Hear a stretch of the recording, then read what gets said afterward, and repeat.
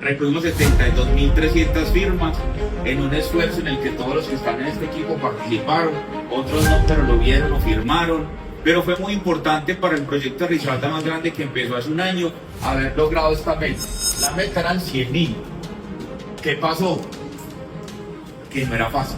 Pero todo ese esfuerzo de recoger las firmas y que hoy Risaralda Más Grande valga 72.300 firmas que recogimos y 930 validadas para el CNJ en Pereira, es la posibilidad o el objetivo que nos trazamos un equipo hace un año de ser elegibles.